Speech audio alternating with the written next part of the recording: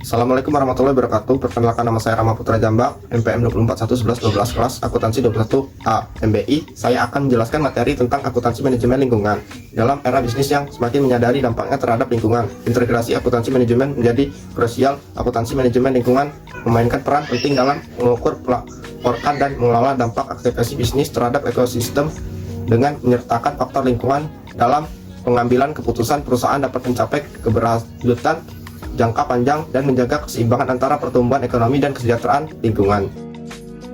Konsep dasar akuntansi manajemen lingkungan adalah pendekatan akuntansi yang fokus pada pengukuran, pemantauan, dan pelaporan dampak kegiatan bisnis terhadap lingkungan. Definisi ini mencakup aspek-aspek seperti penggunaan sumber daya alam, emisi, polutan, dan jajak karbon.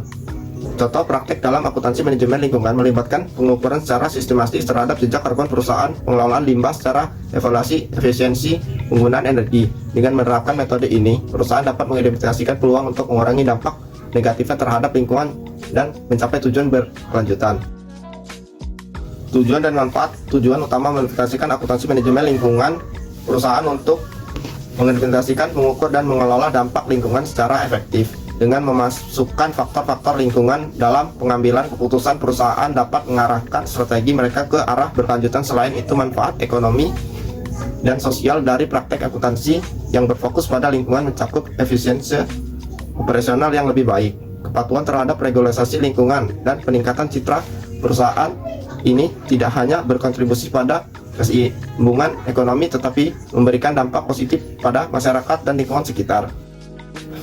Metode pengukuran dalam akuntansi manajemen lingkungan. Metode pengukuran melibatkan penggunaan alat seperti Life Cycle Assessment (LCA) untuk mengevaluasi dampak dari tahap produk hingga alat ini membantu perusahaan memahami jejak lingkungan produk mereka secara menyeluruh. Contoh studi kasus melibatkan implementasi metode ini dalam industri manufaktur, di mana perusahaan berhasil mengidentifikasikan sumber-sumber utama emisi dan mengadopsi strategi untuk mengurangi. Metode pengukuran ini memberikan pemahaman yang lebih mendalam tentang dampaknya lingkungan, memungkinkan perusahaan untuk mengambil proaktif dalam pencapaian berkelanjutan.